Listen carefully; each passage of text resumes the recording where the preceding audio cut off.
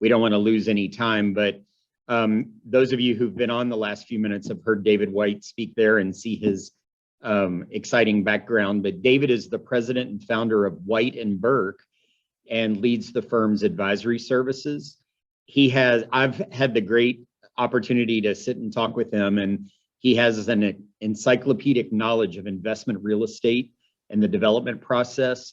He tends to anticipate problems before they arise and develop a variety of possible solutions that range from conventional to inventive.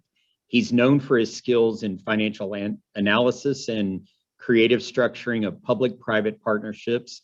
He thrives on collaborating with colleagues from allied disciplines to develop creative solutions and meet clients' goals. And I know you're going to really enjoy hearing from David. So David, we will turn it over to you. Terrific, thank you. Have you set it up so that, let's see, you need to allow me to share screen? Yes.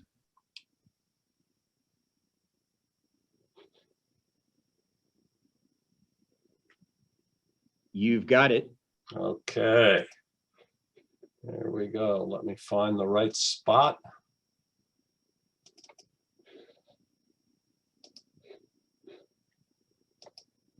Can everybody see that?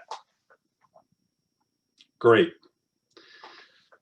So as I worked on this presentation and thought about the title that we'd given it, I realized it was all wrong. That the truth is, all you need is beer, da da da da da, all you need is beer. And with apologies to Lennon and McCartney. And I will tie this together with repurposing real estate. But I wanted to start out because there's some truth to this. And for those of you who don't know it, Vermont, in fact, is informally where I live. I'm in Burlington, Vermont.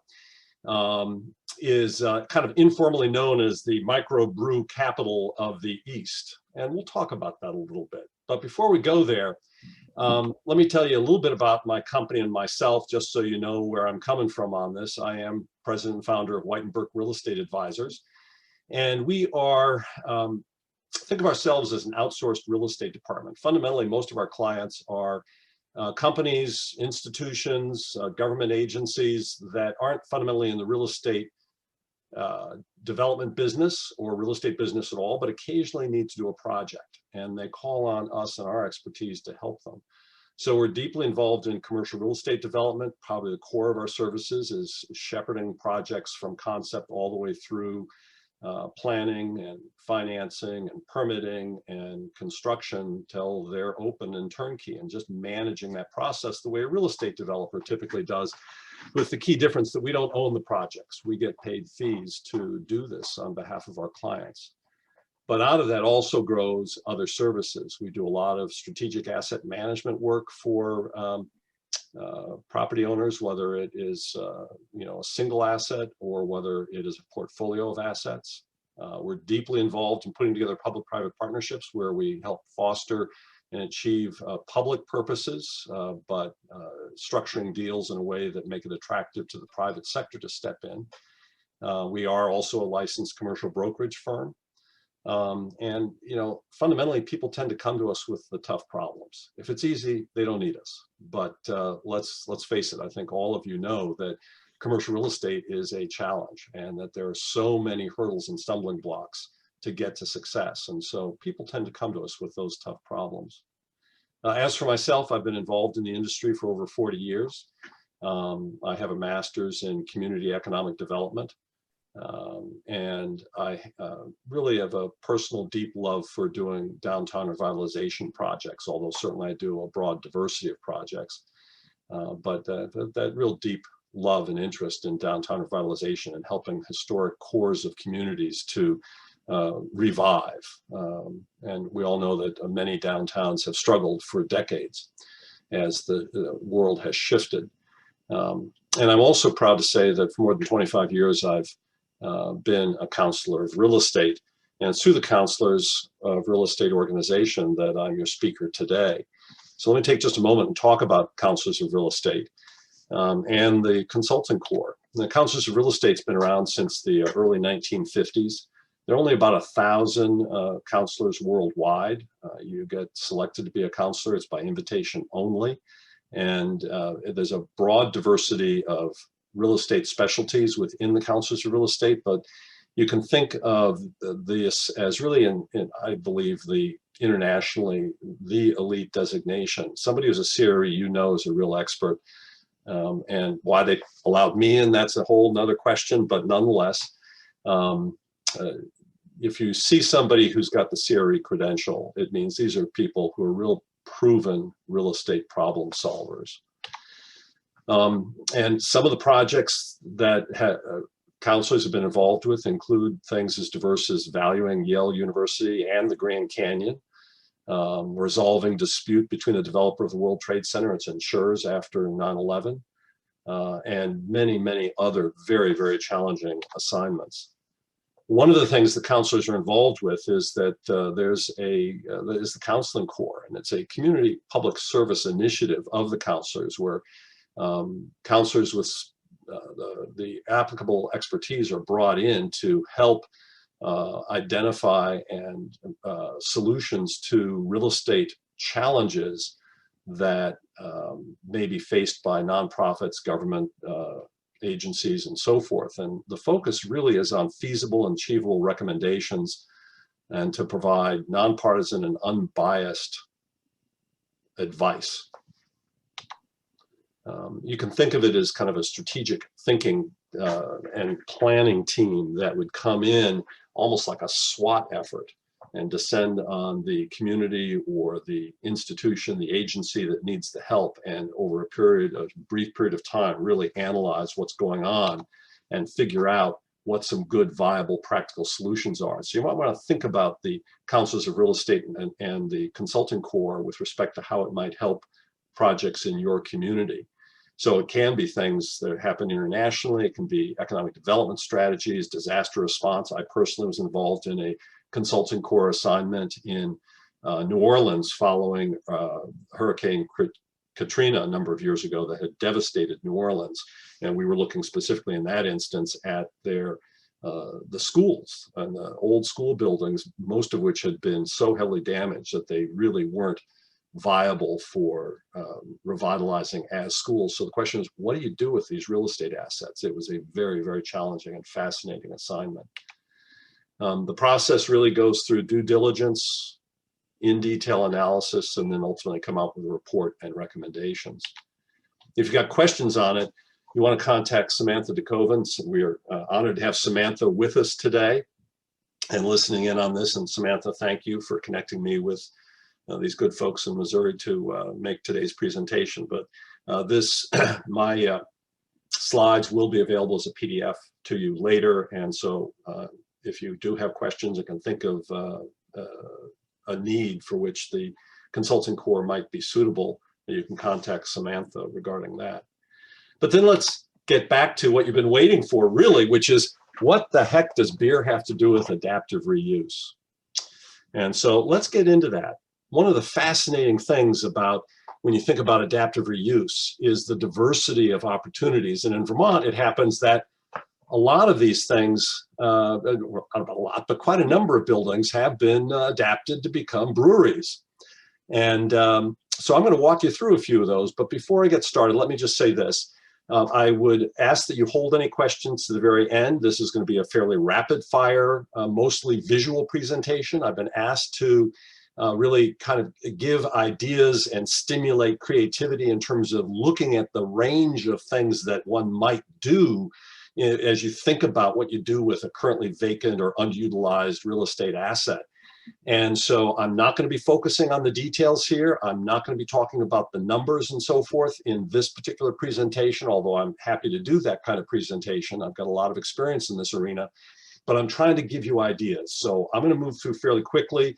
If you do have questions about a specific project that I mentioned, why don't you just jot them down at the very end. There'll be an opportunity for people to ask questions, and I'm happy to talk about it.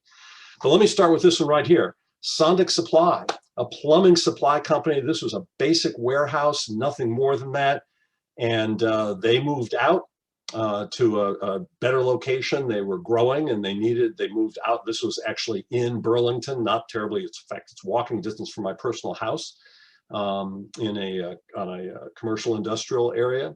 And this is what it is today, Zero Gravity Brewing.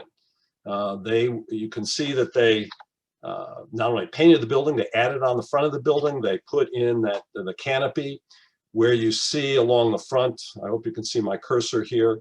Those screens are there because due to COVID-19, they actually have a restaurant and pub in here, as well as a tasting room and their brewery. The government rules said you can't do indoor dining, but they could do outdoor as long as it was distance. Well, this is Vermont. And so they put in heaters under those canopies and put up those temporary screens and so forth. You'll see that they also have an outdoor seating area that they have all the time, relative to, during the summer weather and nicer temperatures, for people to sit out and sip their beers, their brews. That's in Burlington, which, by the way, for those of you who don't know, Burlington, Vermont, where I live, and you'll see in the virtual screen behind me here, is the largest city in Vermont. And Vermont, the total population of the state's only about 650,000 people, and a whopping Burlington, our largest city, is only about 42,000 people. So we are quite small and rural. You in Missouri are much larger than we are, although we share with you some of the attributes of many smaller towns. And here's an example. This is in Proctorsville, Vermont. It's a population of fewer than 500 people. And there's a brew pub. This is a project my company worked on. And by the way, some of the projects I'm showing you, we've been personally involved with. Others are not. Ones we're aware of and have followed, like the ones I just showed you, Zero Gravity, we were not involved with. But this one we were involved with. And it was an empty old mill building built in the 1840s. It had been through several lives, all of which were industrial in one form or another. And over the last few years, we went through an effort with the Outer Limits Brewing Company, a startup company, to completely renovate it, figure out their financing, get historic preservation tax credits, get all their permits and approvals, and construct this. And today you see the outside on the right with the canopy, the awnings over the tables, as well as the interior shots. And they're doing very, very well with that whole project. Then there's Queen City Brewing, and this one is also in Burlington. On the left, you'll see that it was just a bare bones, commercial building. It had a supply a store for cleaning supplies that were used by janitorial services. The building was purchased by a local developer who then renovated it, and Queen City Brewing moved in along with Pizza 44. And they took what was a pretty, dull cinder block painted building and put this kind of funky, cool, semi-industrial look on the front of it. And again, it's been enormously successful. And then there's Magic Hat Brewing. It's one of the granddaddy companies for Vermont. You may have actually heard it. The others you probably haven't heard of. Maybe Magic Hat you have. It's got nationwide distribution. And Magic Hat, this building was, in its original incarnation, Grossman's Lumber. It was an earlier iteration. It was a chain, New England lumber and hardware store chain, similar to, think of a smaller Lowe's or Home Depot. That chain eventually went out of business, and this empty lumber yard and lumber company was converted into Magic Hat Brewery. And you'll see that kind of funky little, tower and iron thing going on there. This is all kind of making it arty and funky that goes along with the idea of, some of the adaptive reuse. And you're going to see a lot of that kind of stuff as I go through. So one of the things we've certainly seen in Vermont is brewing companies. And, it's a growing area, and they can be any number of places. And interestingly, many of the brewing companies are not in the core of major urban areas. In fact, one of the most famous ones in Vermont is in the tiny town of Greensboro, Vermont, the Hillstead Farm Brewery, which has won worldwide awards for its beers. And it's in this small, it's on a farm out on a rural back road. But it's not all about beer.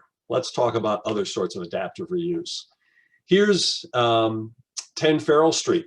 This is an interesting one because it is only about one city block off of US Route 7. But because it's off of US Route 7, it's not a prime retail location, but it's close enough to be convenient for many, many people to actually get to it. This was originally just a small warehouse. I don't know if you can see in the photos, the plain corrugated metal, prefab type building. But due to its location, a developer bought this basic warehouse building and put these funky kind of entrances and interesting design elements into it. And it has for now quite a number of years, a decade or more, been very, very successful with those kinds of uses that need to be easy to get to, but don't need to be front and center. So that there is a Domino's Pizza that isn't a sit-down location, it's distribution and home delivery only. There's a dance studio, there's a spinning, bike spinning class studio, those kinds of things that need to be convenient, but don't need to be front and center. Very, very successful. One of the interesting things here was that the structure of the building was so easy, particularly these metal prefab buildings, it's so easy to cut in new entrances and doors. And to break this up, what had been a single user warehouse into multiple different uses with separate entrances, and to make it look interesting and attractive by putting these kind of funky and arty sort of entrances in. Or here's one that was a little bit interesting. It wasn't so much change of use as it was adapting. It was a former A&P grocery store, and the developer in this case put a whole new facade on, which is easy to do, and broke it up into smaller retail spaces. But the challenge here is, what do you do with the space out back? If you look at the site plan, those small stores are all in this front section facing the major highway. What do you do with this back space? And the solution in this case was an auto parts store. This auto parts store happened to have its primary business being distributing its products to individual mechanics and auto service places, and not much retail. They were perfectly happy to pay half the rent and be located around back. And it's a fully occupied building today, thinking creatively about who's the right user for that back space. I won't bore you, this is the floor plan for it. Or here's another one, Blodgett Ovens. Blodgett Ovens happens to be one of the largest commercial oven manufacturers in the country. The chances are that many of the restaurants, and particularly pizza places in Missouri, have Blodgett ovens. And their home headquarters was, I don't know that it still is, here in Vermont. And on top, you'll see a photo of the plant that they built in the 1940s. Happens to be a spectacular site right on the shore of Lake Champlain. But they were outgrowing that space and very inefficient in terms of their manufacturing needs. They moved to a modern facility in one of the suburban communities in an industrial park, and that was bought by a developer who has completely renovated it. This is a project that's just wrapping up right now, this year, and he is now occupying this with, it's kind of an incubator space and maker space, and he's got a shared office situation. It's a whole diversity of different uses. But he was able to buy this outmoded industrial building, split it up into separate units, renovate it comprehensively, and still be able to make economic sense, even though the rents here are somewhat lower than they would be in a Class A office building. Here's another one that's kind of interesting, the Ethan Allen Shopping Center. For those of you who may remember your American history, Ethan Allen's famous for, during the early days of the Revolutionary War, he and the Green Mountain Boys successfully captured Fort Ticonderoga from the British. And it happened that his personal homestead was walking distance from this site, which is why this site is named after him. At any rate, you'll see on top there the photo of this. This happens to be the very first strip shopping center built in the state of Vermont in the early 1950s. And it's in the what's called the New North End of Burlington, which was an area of the city that was just developing during that period of time post-World War II. And so you see the original look of it on the top, And then sometime in the late 60s, early 70s, they put a whole new facade on it, which you see on the bottom, pretty ugly, uninteresting, traditional strip shopping center. And the question is, what do you do in the modern world? And among other things, the grocery store in this, which happens to be the only grocery store in this particular area, wanted to grow. And we had to look at, and this is one I was personally very deeply involved with, what do we do with this? How do we serve this grocery store? How do we serve this neighborhood? And how do we change this from a traditional strip shopping center to something that's more akin to a downtown mixed use environment? And so what we did, there happened to be a lot of excess land out back. And because this grocery store was the only one in this neighborhood, and this was the only commercial site large enough to accommodate it, we knew there wasn't going to be more competition coming in. The grocery store was willing to be located out behind the strip shopping center rather than front and center. And so we ended up putting in, you'll see on the bottom photo there, the grocery store Hannaford Brothers that went in. And you'll see in the top photo, we put in additional buildings and tried to create something more akin to a downtown style streetscape with parking on street, with sidewalks everywhere where there hadn't previously been any. You just simply walk through a large parking lot, lower scale lights so that it feels more pedestrian oriented, more trees, more landscaping. And mixed uses. You'll see in the lower photo on the right, the edge of an Edward Jones sign for financial services, but there's also, there's a small pub, there's a dental clinic, there is a primary care clinic, there are hair salons. There's a wide diversity of uses that we've put in. And what you'll see is because of the character that we created here, that's more like a downtown, although it's not a downtown, but it's more like it. You'll see people do, as you do in the lower left there, they've put tables out and folks are hanging out, drinking a beer outside Smitty's Pub, or on the right-hand side, the tables where people do sit out, particularly in the mornings and at lunchtime, outside the Bagel Bakery to have their lunches or have their breakfast sandwiches. And something that you don't see at most traditional strip shopping centers, but by adaptively reusing the shopping center, reconceiving what it looks like and how it could function, it's been enormously successful, this redevelopment that we did just a few years ago. So here's another one. Another one I was also personally deeply involved with. This was a Buick dealership when the Fitzpatrick family wanted to get out of the business. They were getting older and retiring. They sold the Buick GMC dealership to another auto dealer who consolidated the location and left the real estate, and the Fitzpatricks still owned it. They wanted to figure out what to do, so my client bought it, and we completely redeveloped that building to the healthy living natural foods market that you see in the two photos below. Now, this was an interesting one in that the structure was strong enough that we could put a second floor, a partial second floor on for office space and for the employee break room and so forth. But we also built out the front of the building. So what you see on the right-hand lower photo is today's front, which actually that's all new construction. It's an addition in front of what you see of the original Fitzpatrick Buick behind. But the main structure, Fitzpatrick Buick, is still there. And on the lower left, that's actually the main entrance to the store, which is at the back of the building because that's where the parking is. And when customers go in and out with their groceries, you don't want them to have to walk around the building. The front you see on the lower right faces the main road. Enormously successful. We've since helped this business open 2 more branches, and we're working on a 4th one for them right now. Here's an interesting one, also one I've been personally involved with, Lake Champlain Marketplace. On top, you'll see the original strip shopping center. This was built, this is actually walking distance from my home. It was built in the early 1970s. It had Kmart as its anchor tenant on the far left, and it had a smaller grocery store on the far right. The small grocery store closed, or actually expanded to another location nearby.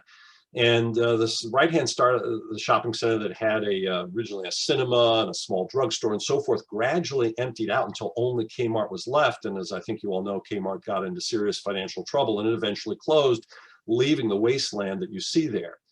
On the bottom, you see the project, the Hannaford store that you see there, opened just less than a year ago in the middle of COVID. And what's interesting here is not simply that we were able to put a new facade on an old shopping center, But the real interesting part of this is the right-hand side, where the grocery store originally was on the right-hand side, and the other retail space and where the cinema had been and so forth years before. In today's marketplace, Hannaford, that actually now owns this shopping center, was having a hard time finding uses for it. One of our other clients happens to be, let's see, I'll turn, there we go, happens to be the University, here we go, video reverses things for me.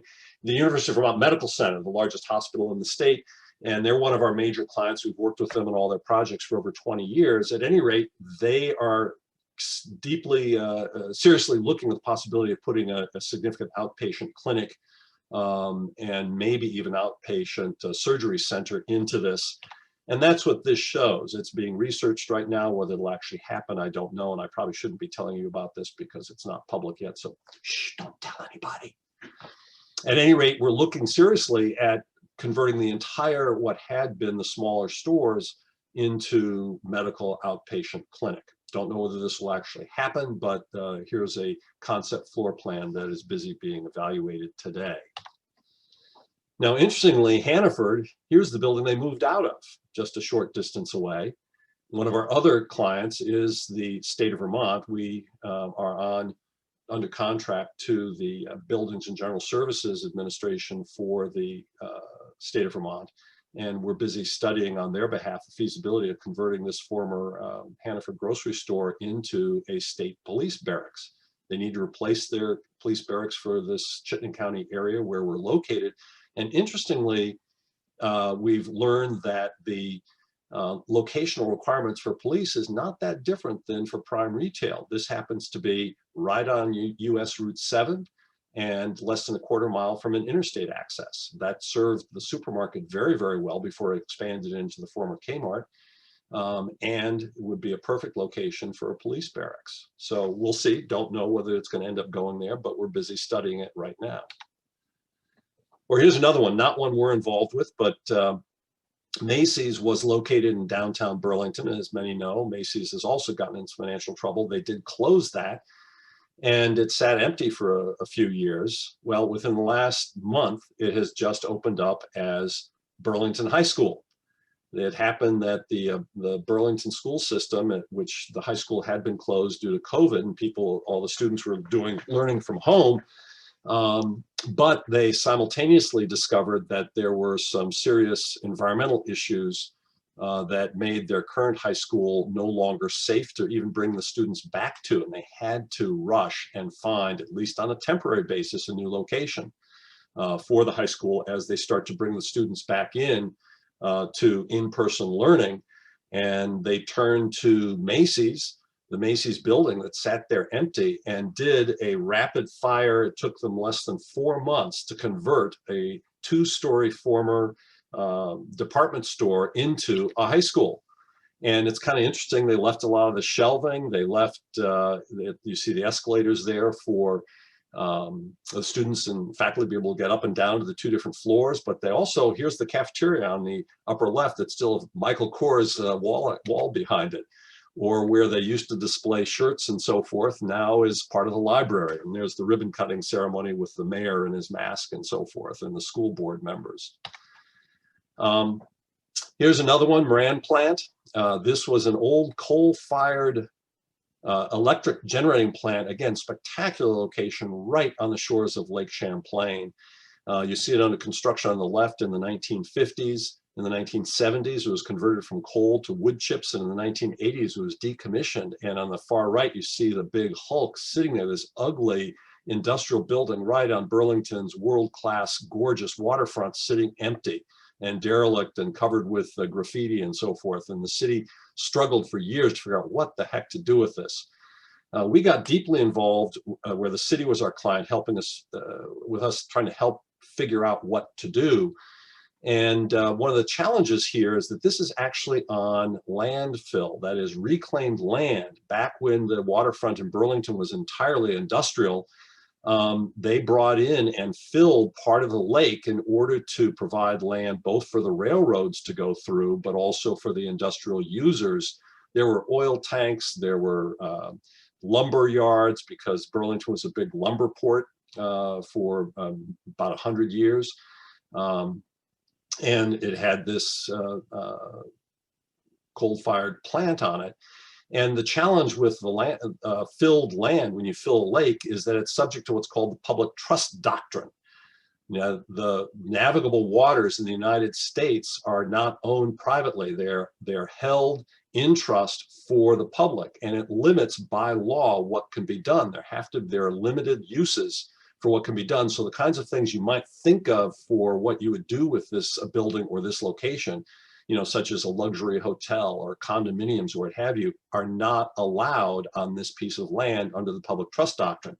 So what do? Well, it happened that this piece of land does allow, under the public trust doctrine, recreational uses, both public and private recreational uses. So we worked with the city and a whole design team to come up with this concept. And on the far right, we had an existing nonprofit community sailing center, and they were bursting at the seams, and we worked with them to design a new building. This actually has been built for their sailing classes and so forth. A skate park for skateboarders and so forth, very popular, and that has been built. And a splash pad that could be converted to an ice skating rink during the wintertime. This has not yet been done. But still the question is, what do you do with this building? And the concept was, we worked with a company out of Great Britain called Ice Factor into a community, a family adventure center that would have laser tag and various kinds of bouncy playrooms and so forth. But the core of this, the reason why it's called Ice Factor, is actually an ice climbing, indoor refrigerated ice climbing wall, where you learn ice climbing techniques as well as other rock climbing classes and traditional rock climbing areas. And so you see on the right, they have another facility, they have other facilities. Here's a photo of one of their other facilities. You see the ice and a climber busy working, and then they've got a luncheon area. And we were all very excited about this, but then a new mayor got elected and he pulled the plug on the project. He didn't, there were risks involved for the city here. It was a challenging project. I will tell you, it was one of the greatest professional losses of my life, particularly that it was killed by politics, not by economics, but nonetheless, that's a whole different discussion I won't go into, because I'd put my heart and soul into this. I was really pretty excited about what we were going to do and how this was going to help make the waterfront that much more attractive. But it didn't happen, I'm sorry to say, but that's a concept of what could have happened. And instead, this is what's going to happen. It's underway right now. They decided to simply strip it bare and leave the basic framework as a sculptural piece, in effect, that still echoes its history as an old industrial site, but not actually any functional use. And eventually there's discussion about putting viewing areas up on top if funding becomes available, but in the short term at least, here's a sketch of what they expect it to ultimately look like, and have it be simply a architectural sculpture in the middle of a public park right on the waterfront. So moving along, here's an interesting one. This was originally built as a dairy, and I couldn't find a historic photo of it, but here is where I'm circling it is the building. This is right in the heart of downtown Burlington. And eventually it made no sense to have a dairy in downtown Burlington. The dairy function moved out to a suburban industrial site. And this became was converted years and years ago, I don't even know exactly when, into the headquarters for the Burlington Police Department. Excellent location in the heart of town on one of the major streets, plenty of parking and so forth. But they eventually outgrew it, and it wasn't the right type of facility, and a new police station was developed. And about the same time, the last downtown grocery store closed. And it happened that a local consumer-owned food co-op that was in this small space, about 3,500 square feet, in the old north end of Burlington, wanted to grow. So I took on the co-op as a client, convinced the city to sell this property to the co-op, and we redeveloped all of this into what is today one of the most successful natural food co-ops in the entire country. Their sales volume is absolutely phenomenal out of this. And this is what's there today. You'll see on the right-hand side, the historic building. It actually, can't quite tell, but it does extend a little bit further than what shows here. But the historic building, we retained as part of it. A lot of this is new construction wrapped around. You'll see the solar up on the rooftop of this. But it's adaptive reuse of the building. We use both floors as an interior lift. There are offices and product storage up on the upper floors. You've got the loading that takes place back here. And it's been just astonishingly successful. It's the Onion River Co-op City Market. And here's the front of the building. This is new. Here's the back of the building. You see the old historic portion, and the green and so forth is part of the new construction that wraps around the original building. So this is a blend of old and new. In a way, we adapted and brought back to downtown a grocery store. And it's not just natural foods. Part of that commitment to the city was that they would have conventional foods as well, so that they would serve all populations of people. And it's just been staggeringly successful. Here's another one. This is in a small town. This is in Heinsberg, Vermont. It is a rural town. It's got a population of about 3,000 people. And it's an old cheese plant, and the cheese company was bought by a national chain. They took all the production out of this into a location elsewhere, and needed to get rid of the real estate. It was bought by a local real estate development company. One of the interesting things about this is because it already had been licensed for dairy production, it was highly suitable for other sorts of food production. And in Vermont, one of the growing areas economically is specialty food products. And so they started splitting this up into smaller spaces for specialty food manufacturers and value-added manufacturers. So there's a meat company in here. There is actually a small artisan cheese company in here, a whole range of things. And then the front building up here has been converted to a small local restaurant. It's been very, very successful.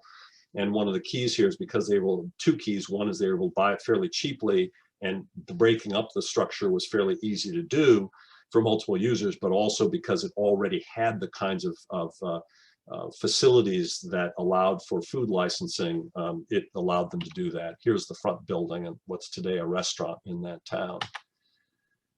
This is an interesting one. I'm going to whip through it very quickly. This is actually an entire corridor. It's not just one building. And I'm going to show you maybe a quarter or a third of some of the buildings and whip through this. But this was one of the major commercial industrial areas of the city of Burlington, leading from the south end into the downtown. It's an entire district. It started with one family, the conversion into what it is today, the Unsworth family that bought a complex of decrepit buildings that were industrial buildings that were empty. And rather than spend a lot of money on renovations, they started just renting out small little pieces to artists and craftspeople and so forth so cheaply. Nobody else wanted to go in these buildings, but they did, and started giving kind of a funky vibe to the entire neighborhood.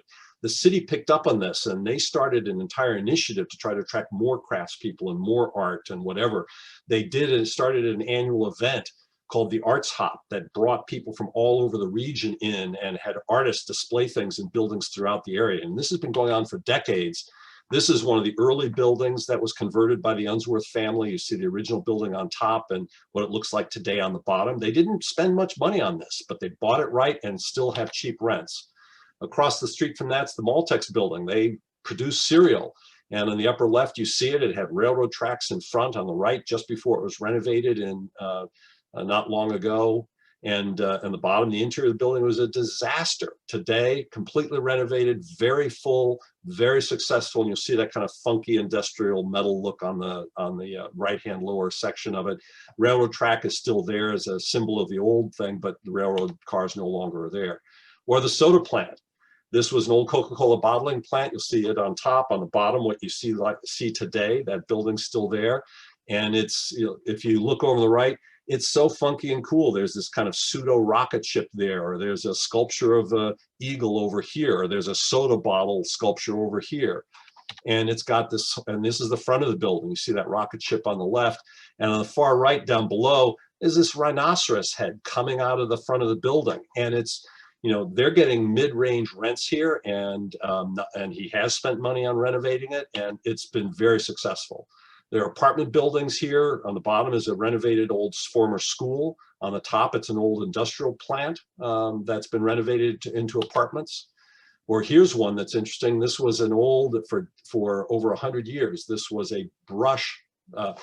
This isn't the original facility, but on this site, this is a facility built post-World War II on the site of a brush company, the Whiting Company. and they did toothbrushes and all kinds of brushes. Well, they consolidated their operations elsewhere after many, many years being based here. And it was bought by Dealer.com. That's a software company that makes software for auto dealerships, and enormously successful. They've put you see the kind of funky paint job they did on these old silos. They've got, gymnasium inside, etc. Or here's one that just got wrapped up a couple of years ago, an old IGA food distribution warehouse that today's been converted to mixed use with, it's got a furniture dealer, it's got exercise studio, it's got office space for a real estate company, and very, very successful. This is all in the same neighborhood. This has been going on now for several decades. Or General Dynamics had a major design and manufacturing plant. In this case, when they decided they no longer needed that much space, they decided to sell the real estate, lease back a portion of it, and the developer who bought it then redeveloped the rest of it. The outside of the building was in pretty good shape. It still looks similar to what it looked like when General Dynamics had it, because they kept it in good shape. But the interior, they've done a lot of funky stuff, as you'll see on the lower right-hand side there. So what are some of the takeaways here? If the buildings are solidly built, they can be reused over and over and over again. There's so many different ways they can be adapted. We've all heard the adage, location, location, location. Absolutely, that makes a big difference in terms of what's the right use. Think about the 10 Farrell Street that I told you that was about a block off of the main drag. Not suitable for prime retail, but very suitable for other kinds of uses that simply need to be convenient. And keep in mind, because of that, there may be more opportunity you can think. Who would have thought that we could successfully put in Outer Limits Brewing in a community with fewer than 500 people? It's very, very successful. That town, it made it very successful. Part of what made that successful is that there's a ski area in the next town over, so it gets the wintertime traffic. Diverse uses, allow creativity. Don't try to say, oh boy, we're going to redevelop this just for this use. Let the marketplace speak to you. Let the creativity of individual entrepreneurs speak to you about what might go in. So don't overprescribe things. You can do these things successfully from minimal renovations. Think about the Unsworth folks I showed you.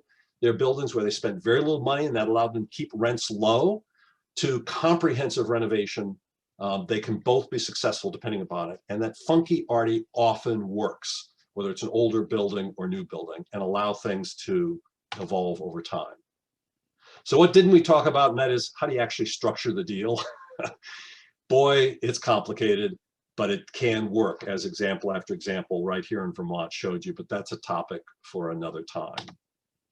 But don't forget the beer. So that's it. Happy to answer questions. Here's my contact information. So, John, if you want to open it up for others to ask questions, I'm definitely. happy. And I know if everyone's like me, just because many of these things are in Vermont, we see them right down the street. We see the Macy's that looks just like that. We see the former IGA that looks just like that, and it's fascinating. So who has questions for David?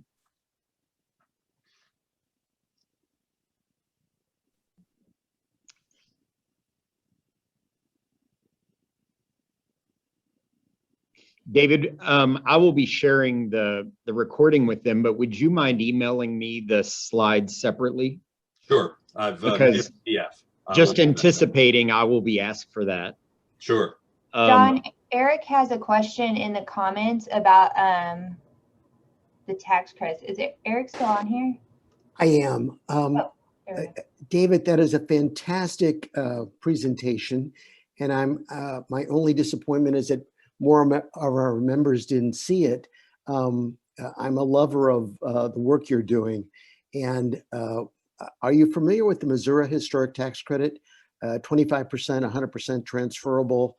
And I'd love to share your work with others here so we can kind of energize all the great real estate we have here. Just fantastic presentation. Thank you. Well, you're certainly welcome. And no, I'm not specifically familiar with the Missouri one, but Vermont also has, there is the National Historic Tax Credit. There's also, Vermont does have one that piggybacks on top of that. And often with these historic buildings, it does take multiple forms of financing and layers, the whole capital stack and how you make that happen can make a big difference. And I'm pleased to hear that Missouri has its own tax credit, because these things can be expensive in the marketplace. Often the risks are higher than a developer would do purely in the open marketplace, and being able to tap into those sorts of tax credit benefits can be enormously powerful, including, if it happens to be a new market tax credit eligible district or an opportunity zone. Those can be valuable as well as multiple others. Some of these are in Vermont. I don't know if you have it in Missouri or not, but we have another state program, tax increment financing, that can also be very, very powerful if used properly. It can be misused, but if it's used properly, it can be very powerful. Ours is 25%, 100% transferable. The Wall Street Journal called it a model for the nation. I'll leave it at that, but I'd love to have us send you some information about it. Maybe you could bring some of your developers to Missouri. We can use all the help we can get. Thank you.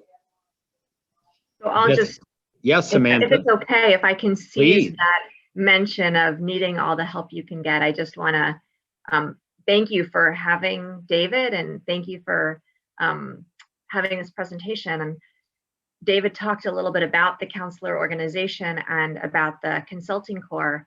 And so David volunteered on one of those assignments, and the consulting corps is our project service, our public service initiative, where nonprofits or government that might not be in a position to use the services, to access the services of a market rate advisor, can benefit from the volunteer hours of CREs like David and others who come together, form a team, and go in to provide strategic analysis, guidance, and action plans. So we would welcome we welcome a further conversation with any of you who might want to bring the consulting corps into your community to help out a local organization, nonprofit, or government. I don't have a question, just a quick comment. Wanted to tell you guys thank you so much. I wish I would have known about this program like a couple of weeks ago. We just went under contract on a high school building out in Holden, Missouri. And we had several ideas there, entertained everything from, oh my goodness, a haunted house to like Eric's idea there, maybe breaking it up and, building houses because it's 4 acres right in the middle of town. But so much history there with the high school building. A lot of the residents didn't want to see it torn down, but we've got lead-based paint, asbestos, as you can imagine. So thank you guys so much. I'll be glad to have the information moving forward, but would have loved to have your help on that project. I'm sad that it's under contract right now. I'm excited to see what they're going to do with it, but thank you guys so much for your time today. Tony, one of the interesting things when you look at a school property like that is that often, because schools typically have play yards and athletic fields and so forth, the excess land can frequently be the key to making something viable that may even allow you to renovate the existing building. The renovation of the existing building may not make economic sense on its own, but if you can indirectly help support the cost of that through new development on the rest of the land, it can be very powerful. The school example I showed you actually did exactly that. There, the old building was renovated and a brand new building was built on the play yards behind. No, that could easily be done here. Like I say, there are like 4 acres and awesome space there in the school and lots of historic value to it. Just the historical salvage, if somebody were to take it down, would have been amazing. Like I say, I'm excited to see what they do with it for sure, because lots of history there. And I know lots of Holden's very, very small community. So I know there are lots of folks there who would like to see the building saved.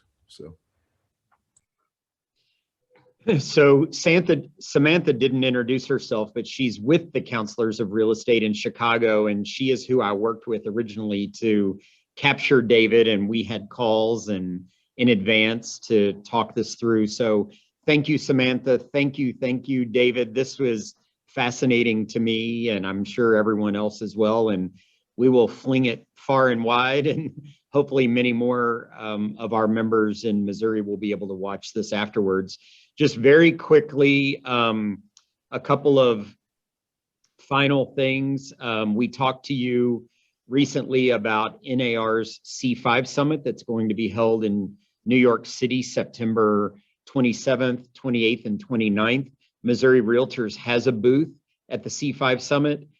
Just as we've done for MIPIM in the past, we're taking our state economic development agency with us. So they will be there to talk to the nation and hopefully the world about Missouri and commercial capital, connect commerce and community. So if you want any more info on that, I can attach that to the notes, but it's on the NAR website, just nar.realtor, and just put in C5 and that will pop up. And then does anyone else have anything else to share with us? Oh, I did want to quickly remind you that on our website, for 1 year exactly, we have had this red banner, Coronavirus, a Guide for Realtors, and it has lots of good information for commercial members all in one place. So if you ever have issues related to COVID, I would encourage you to go to our Coronavirus Guide for Realtors, and we link to many different resources, but just think it's hopefully helpful that you have all that in one place. So great to see everyone today. Any final comments? One question, John. Will Yes. will any part of C5 be virtual? So that That others... is an unknown. We asked that question on the last C5 planning call. I'm actually on a planning committee that Charlie Oppler put together for that. And they haven't decided yet. We've basically told them they need to because it's tough to get as many people as they want to get to New York City in September. And in fact, that is the exact same week as our September business conference. So we're encouraging a virtual or some kind of hybrid component, at least for any education sessions they do. So I'll keep you posted on that. Thanks for asking, Eric. It's a great point. Thank you very much for your advocacy on that. Appreciate it. Yeah. Jennifer or Jessica, thanks for monitoring the chat. Sometimes I get distracted. I kept letting people in throughout the entire thing. So I was watching that. But again, David, Samantha, everyone, it's so good to see you all. And for those of you who are on here sitting somewhere in Missouri, hopefully we will see you next week at our hybrid business conference. We have about 250, 270 people registered to be in person, which is a little bit shocking. And we have just under 100 who have registered to join virtually. So we'll have a very good, good attendance next week. Very exciting. So thanks, everybody. Thank you, everybody.